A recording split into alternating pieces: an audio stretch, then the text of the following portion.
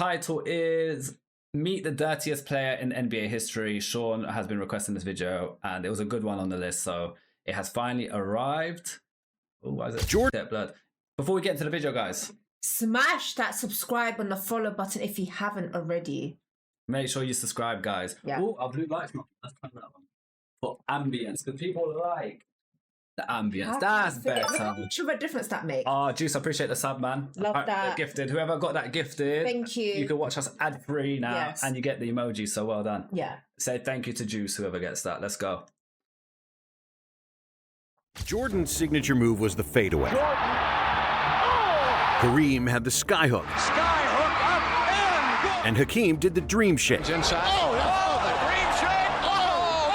Bill Laimbeer's signature moves were elbowing, hip checking, planting feet in the opponent's landing area, and flopping after the slightest contact. They called him the Prince of Darkness, the Axe Murderer, his heinous, and the Darth Vader of the NBA. Laimbeer put the bad in the bad boy Pistons. I don't believe this. Laimbeer gets in a fight seemingly once a week. He played for the Pistons. That says a lot, because we know the Pistons are on it. Yeah. You do not want to be in a street fight with the Pistons. They don't mess around, man.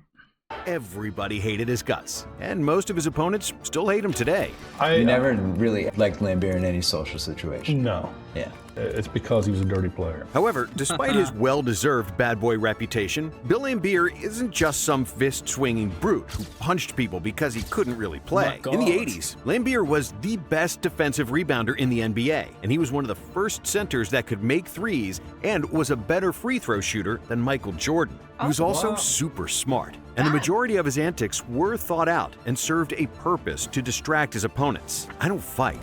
I agitate, then walk away. So, how good was Bill Laimbeer actually? So he was rage baiting before rage baiting was a thing. Yeah. So all these like people he played against, they don't know what rage baiting is. They don't. So they're thinking, this guy's just making me real mad. He is the founder of rage baiting. The king of rage baiting. Yeah, he is. And was he really the dirtiest player in NBA history? And to answer that question, we need to go back to 1957 when Laimbeer was born. Bill Laimbeer Sr. was the president of a big glass manufacturing company, and his son Bill Jr. had an easy life, living in the richest parts of Chicago and Los Angeles. When he started playing in the NBA, he joked that he was the only player in the NBA with a worse salary than his father. But there were benefits and pitfalls to Laimbeer's privileged upbringing. Bill was always super confident, and he believed he'd be super successful in any profession. It just so happened that basketball was his calling, especially after he reached 6'11" and led his high school to a state championship. However, Bill was also spoiled and used to everything coming to him easily. As a freshman at Notre Dame, Laimbeer flunked out and had to attend a technical college for 2 semesters to get his grades back up, which stopped his basketball career for a year and a half.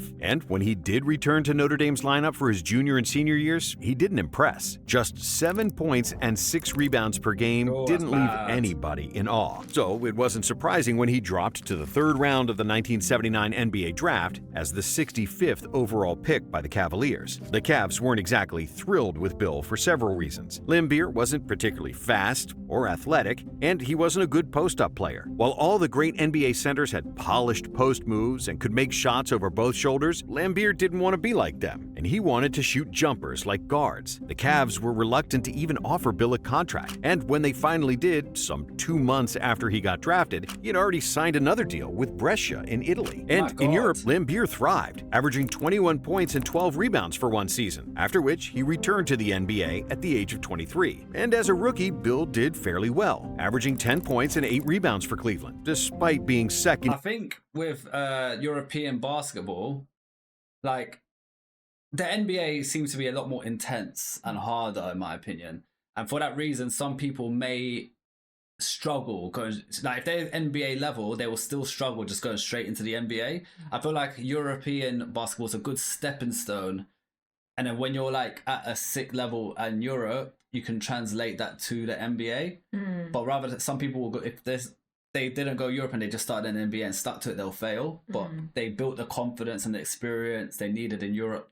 Like people like, I think Luka done the same, and Jovic. I don't know. I think he played in Europe first before NBA. And Yanis. Yanis as well. So yeah. in the NBA in personal fouls. And when he played against Detroit, the Pistons GM Jack McCluskey noticed that the Cavs center played harder than anyone and fought for the entire game, even though it was a blowout. Impressed by Lambier's toughness, McCluskey traded for him at the next trade deadline, where he would team up with the rookie Isaiah Thomas. And when he got to the Motor City, Lambier blossomed. In the 1982-83 season, his first full season as a Piston, Lambier made the All-Star team, averaging 14 points and 12 rebounds per game. But back in those days, his reputation was far from what it became several years later. You know, when Lambier first came to the Pistons, early on in his career, like guys was just turning around and literally taking their fist and punching him right in the face. And only years later, after taking so many punches in the face, when he started to hit back, he realized, oh, these guys aren't as tough as I thought they were. But when he started hitting back, then it became a problem. Isaiah Thomas said on the Bill Simmons podcast. And while you should take Isaiah's words with a grain of salt, because he's talking about his teammate of 13 years, there's definitely some truth to his words. But despite all the hits he took, Bill was a fierce competitor, and he didn't want to miss a single game. He missed just 9 games during his career, mostly due to suspension. Still, in 1984, Lambier was still not the most hated athlete in America, and the Pistons were this fun, up-and-coming team that nobody took seriously. But that would soon change, because that season, Chuck Daly became the head coach and immediately brought results. Detroit had the best offense in the NBA, and after 7 long years, they finally made the playoffs. Lambier was an all-star for the second consecutive season, with 17 points and 12 rebounds per game, shooting an excellent 53% from the field and 87% from the free throw line. However, despite a great season, the Pistons lost in the first round to the Knicks and Bernard King, who averaged an unreal 42.6 points per game, which was the second highest scoring average in a series ever at the time. And even though they lost, it was clear that the Pistons were on the rise. With a young team, 2 All-Stars in Thomas and Lambier just entering their prime, and a great head coach, the future was bright for Detroit. In 1985, they added Vinnie Johnson, who would prove to be a pivotal bench player, and the Pistons finally won in the playoffs for the first time since 1976, sweeping the Nets in the first round. And hard-nosed big men in the league, Lambier struck gold with Mahorn because he finally had a big, strong guy to back him up and fight alongside him. That season, Lambier... It's wild how they're getting people to like fight rather than play good basketball. Like having the ability to fight is a key skill. Going for MMA, not basketball. Yeah, that's crazy. led the league in rebounding, averaging 13 in the series. In 1987, the Pistons traded Kelly Tripucka for a 2-time scoring champ Adrian Dantley and drafted forwards John Salley and Dennis Rodman to further strengthen the front court. And it worked. The Pistons won a franchise record 52 games, and Lambier made his 4th All-Star team with averages of 15 points, 12 rebounds, and an insane 89.4% free throw shooting, which was an NBA record for a center. Detroit breezed through the first 2 rounds of the playoffs. All the way up. Go! But in the Eastern Finals, they played another series for the ages against the Celtics. After Boston won the first 2 games, the Pistons won Game 3, largely because of Lambier. After a hard foul from Bill that sent Larry Bird to the ground, Larry couldn't stand it anymore and started punching Bill on the ground. 24-second clock goes down, and Bird and Lambier go at it. Yo, Bird had enough of this guy. He said, "You're always fouling me. Boom, have this." I've never seen Larry fight before. Yeah, not like that. Yeah. He's been annoyed, but he's not fought. Which he got ejected, which secured the win for the Pistons. Detroit then won Game 4. And in Game 5, it looked like the Pistons would win, as they held a 1-point lead with 5 seconds left. Detroit also had possession of the ball, and all they had to do was inbound it when Isaiah made the costliest turnover of his career. To Detroit, Bird steals it! Johnson, layup, Boston, 1 second left!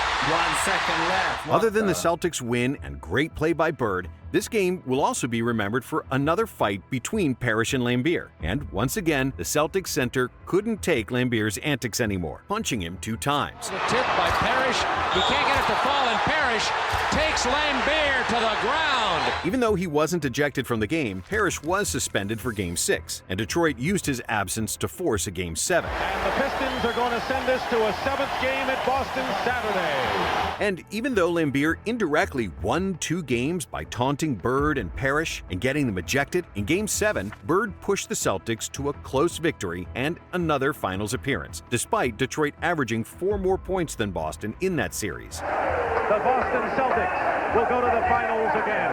But because they were so close, Lambier and the Pistons entered the 1988 season hungrier and more dangerous than ever. Under Daly's direction, the Pistons adopted a philosophy of 94 feet defense, which meant full court pressing and defending the entirety of the court. Up until that time, most NBA teams ran back on defense and allowed the offensive team to cross half court unbothered. It was basically a gentleman's agreement. The Pistons didn't care. Their whole strategy was to pressure, bump, and agitate, unlike any other team ever had, led by Lambier. As a result, they soon became... This guy's a warrior. He's the leader. He's like, you're the general of this war. Yeah. You're going to lead your team. Yeah. You're going to press them from the start. Yep. That's wild. the most disliked team in the NBA. While Detroit didn't lead the NBA in techs, they led the league in hip checks, forearms to the ribs, cheap shots to the groin, shoving players midair, and fouls after the whistle. But the main reason why the Pistons were considered dirty was Bill Lambier, who continually put his feet in the players' landing areas after a jump shot, trying to injure the opponent, which made him arguably the most hated player in NBA history. But Bill and the Pistons weren't bothered by what others were saying, because their plan was working. Detroit won a franchise record 54 games, with the second best defense in the NBA. And when the playoffs came, their intensity was unmatched. The Pistons first defeated the Bullets, and then gave Jordan his first playoff whooping in the second round. Jordan. Clobbered. And that's what we're talking about when the Pistons want to make Jordan pay. Which led to another showdown with Boston. The Celtics had made the finals 4 years in a row at that point, and despite their core getting older, they were still the favorites against Detroit. So, to get into Boston's head, Lambier would be the first Piston to go out on the floor. He'd walk up to the Leprechaun logo, spit on it, and smear his spit with his sneakers, which brought the arena to the brink of madness. Yo, that's disrespectful. He does not give a... That's really... Imagine the rage people would have, like fans, the 100%. players. That's such a piss take. I can imagine him getting a lot of hate from the fans. Oh, massively. From the But stadium overall as well. Massively. This time, the Celtics could do nothing to punish his antics, as the Pistons finally managed to beat Boston in 6 games. Hail to the new Eastern Conference Kings, the Detroit Pistons finally. 31 years it took them. And in their first NBA Finals, Detroit squared up against another 80s dynasty, the LA Lakers. Even though the Pistons were the Lakers. underdog, after 5 games, they were leading 3 games to 2. But then, a disaster. Isaiah Thomas stepped on Michael Cooper's foot and severely sprained his ankle. Isaiah Thomas is hurt down on the court underneath the basket. I couldn't tell what happened. It looked like his season was over. Refs rejected all protests from the Pistons and sent Jabbar to the line. Kareem made both free throws, and the Lakers had the lead. And after Dumars missed a layup on the other end, Los Angeles survived and forced a Game 7. In the deciding Game 7, the Pistons again had a chance to win, but with the hobbled Isaiah... Pat, what we saying? I see a lot of people saying refs game rigged. What we saying? Biased refs here. You could buy the refs out back then. Had to be, guys. You lot say what you think, man. I don't know how basketball was back then, but Yeah. I won't be surprised if there were bribes and stuff. I won't be surprised either. The Lakers survived their late attempts, and Detroit lost the championship. The game ends. That guy went flying. The Lakers have won it again. After the NBA Finals, the NBA video department issued a VHS cassette with highlights for each team, and someone named the '88 Pistons video The Bad Boys. When Isaiah Thomas heard what the Bad NBA boys, had titled the bad team boys. video, What he you gonna wasn't do? offended. He just gave the reporters his trademark smirk and said, "I guess we are the Bad Boys." Soon enough, the whole team embraced this Wow. nickname. Even the franchise started selling Bad Boy merchandise. And if you thought the Pistons were dirty and physical up to that point, they were even worse in 1989. Now they got the title Bad Boys. They want to live up to it. They Yeah. already lived up to it, but now they're like, we're the Bad Boys. Yeah. And it's becoming a thing. What you gonna do? What, when we come for you. Detroit Yeah. threw more punches than anybody, and if you wanted to score at the basket, you knew you were going to suffer a blow from Rodman, Mahorn, or Lambier. God. And Lambier became the complete opposite of the prototype NBA center. He was always allergic to having his back to the basket and rejected the notion of developing a low post game. So, rather than change Lambier, the Pistons ultimately adapted their game plan to his strengths. Even though he shot threes before, the 1989 season was the first time he averaged more than one three-point attempt per game, making them at a decent 35% clip. He was one of the very few pick-and-pop centers in the NBA, and due to his shooting prowess, the opposing center was forced to guard him outside the paint, which freed up driving lanes for Thomas and Dumars. The Pistons won a franchise record 63 games that season, and in the first round of the Good playoffs, they record. swept their arch enemies from Boston, who played without an injured Larry Bird. And after they swept the Bucks in the second round, came another clash with Michael Jordan and his Bulls in the Eastern Conference Finals. Because Jordan was by far the best player in the NBA, He kept it in bounds. Here it is again. Chuck Daly knew that if they wanted to win, they had to put all their effort into stopping MJ. So Basically Daly take him invented out. the Jordan rules, a set of guidelines on how to guard Michael and stop him any way they could, legally or illegally. Don't give them easy field goals. Make it tough. Make it tough. No easy field goals. It's the only way we're going to get the lead back. No easy field goals. By the end of the series, Jordan probably ended up taking more licks than field goals scored, and the Bulls simply couldn't match the Pistons' aggressiveness. Detroit won the series in 6 games, and Damn, as dirty as it is, it worked. It worked. That's how you take out the top player. It worked, boys. So I gotta give credit. It may not be the right way, but it worked. secured another finals clash with the Lakers. And in the finals, Lady Luck finally smiled at Detroit. After Byron Scott got injured in Game 1, the Lakers also lost Magic Johnson in Game 3. And we have our first tie of the game, and Magic Johnson may have pulled a hamstring. And with Kareem being 41 years old, the Lakers didn't stand a chance. Rodman from Thomas. How about that pass? The Pistons swept them in the finals, and for the first time ever, became the NBA champions. The Pistons are the basketball champions of the world. In 1990, due to the expansion draft, the Pistons couldn't keep Rick Mahorn. But that only meant more minutes for Rodman, who won his first Defensive Player of the Year award. Despite his running mate Mahorn gone, Lambier continued to excel in extracurricular activities on the court, getting into fights with several opposing players, namely Charles Barkley, who hated Lambier. Man, like, Please. Charles stood up to the bully. Oh, they had a fight. Look, he's swinging. More than anybody outside of Boston. And he don't hold even though the back. Pistons were average in almost every statistical category, they played unselfish basketball and were willing to die for one another on the court, which resulted in 59 wins and another #1 seed. In the playoffs, they once again gave Jordan a beating, defeating the Bulls in 7 games to reach their 3rd consecutive NBA Finals. This time That's they played the some dirty Blazers, play, and man. almost Yeah, every facts. game in the finals was close. After 2 games, the series was tied, and in order to motivate his teammates before Game 3, Lambier deliberately ran over a photographer when leaving the tunnel. But because of their experience and tenacity, the Pistons beat the Blazers in the clutch of each game, and Lambier's 17 rebounds in the deciding Game 5 likely swung the series in Detroit's favor, and they won their 2nd NBA title. There's the shot. The Pistons are winners and Second still time. champions So of they the were actually- world. They were actually good. It wasn't just, oh, we're a rough and dirty team. They actually were good to an extent. But they were making sure that they stay good. Yeah, with violence. Yep. And even though Thomas was the finals MVP, it was really Lambier who got to the Blazers. Throughout the series, Portland's big men were so frustrated by Lambier's illegal Race screens, face. defensive charges, and not to mention his usual holding, grabbing, and kicking when the refs weren't looking, he completely threw them off their game. For the 1991 season, Lambier and Detroit. Pistons wasting no time in getting out of here. They left the bench. Pat, what do you think about that? What's your thoughts? What's your thoughts, Bats, as well? It's a madness. They're dirty players, so What, not shaking their hand is part of the bad boys image? Bad boys, bad boys. what you gonna do? Yeah, I What think- do you think about it? I think it's poor sportsmanship. Obviously, they took the bad boys image very Seriously. personal and seriously. Yeah. But yeah, I feel like sportsmanship wise, it's just, yeah. But getting swept is it's bad. Yeah. Although there's 7 and 9, 10 seconds remaining. The Pistons just left. And that Pistons walk-off.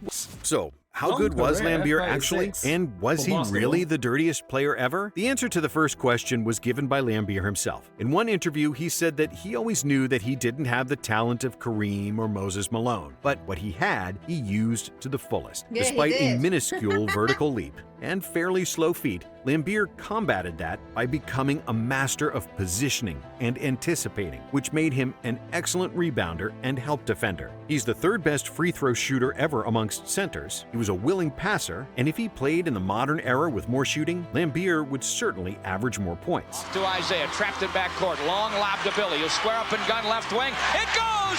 Thing is, though, if he played in modern basketball, he wouldn't be able to play dirty how he does. Yeah, not like now. Yeah, so it kind of questions, like, would he be good? I don't know, chat, what do you guys think? Do you think he could handle 2025 basketball as well? I just think he could. Yeah, I'll be it's- honest. I don't. They're saying he had skill, but I don't think he had skill like that. Listen, from the moment you have to take people out for you to win the game, you ain't got skill like that. Yeah, He's got skill to play, but to win, he Different. had to be dirty to win. different caliber. That's my opinion anyway. Yeah, guys, let us know if you agree or disagree with us. Yeah.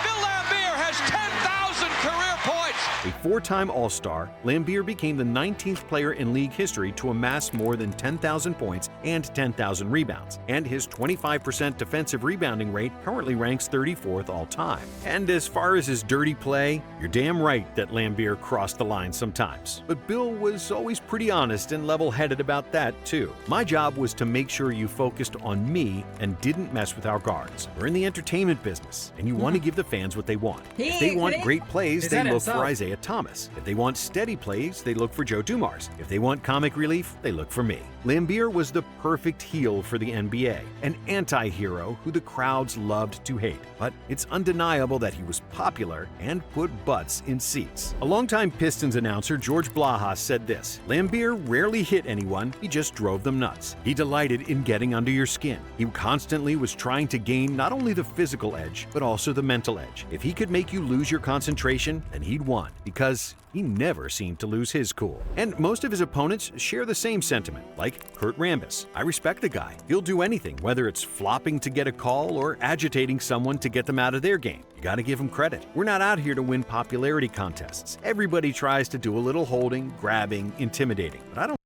I think that also reflects what you said, him having the ability, because he needs to rely on getting under people's skin to bring their game down so that way he can compete. So let's just say his ability is here, it's like someone's here. He has to rage bait them so much to kind of get them off their games to them about here for him to be able to win and do his thing. If someone's able to keep their cool fully, he's pretty fucked. There we go. He relied on trolling, He did. literally. He was a troller. He was a Rage baiter, rage baiter. He, physical elbows and all that. There we go. So, questions. think I'm he's not dirty. saying he's a crap basketball player, but he had to use certain tactics. Yeah, dirty tactics. Yeah. He simply does whatever it takes to win. And whether you like Lambier or not, you gotta respect him. He was a millionaire from birth, and My yet God, he played the hell? every game like his life depended on it. Even though he threw a lot of cheap shots over the years, he received plenty back. And despite plenty of broken noses, cheekbones, and multiple other injuries, Lambier always showed up, missing just 9 total games in his entire career, always ready to help his teammates win games. Was Bill the dirtiest player ever? Probably, but he's far from the only master in the dark arts. He just Dark happened to be the arts. best at it, and played in an era perfectly suited for his antics. But Lambier never really cared how he'd be remembered anyway. The only people I care about are my teammates, my family, and my friends. People can say whatever they want about the type of game I play, but there's no denying that I'm a winner. They have to say that I'm a winner, a world champion. Thanks for watching. And if you like this video, we've got another one for you right here. That was the dirtiest Yeah. NBA player. Guys in chat, do you agree that he is the dirtiest, or do you feel like there's someone dirtier than him? He was really dirty though. Yeah, Like, he was super dirty. and that the time zone, like the era that he played, was perfect for his dirtiness. Yeah. Because the rules suited that. Yeah, it really did. Today's world is different. No. But people in the chat are saying Draymond's like him. Draymond's not like him to that extent, Not to though. that extent. Oh, hell no. Like, Draymond He's got defends. sportsmanship. He He defends defends. and he trash talks. But he's not to that level. And Hell we've no. seen some good clips of Draymond where he picks people up. Like, Yeah. if that was this guy, no way. Picking them up. Yeah, crazy. Guys, Right. that Good is video. video number 1. We're going to look at video number 2 in a sec. Let me just load that up. Then after this, we having some Wingstop. Guys, we're having Wingstop today. I'm thinking about it. My belly's rumbling. I'm gonna get garlic parmesan. You love that now. Yeah, I'm obsessed with What's it my now. one? Spicy Korean? Spicy Korean. Oh, that's good. That's yeah, it's like a barbecue Korean if you haven't. Dip it in some ranch, whatever you want to call it. Ranch The sauce. same thing, you know? Oh,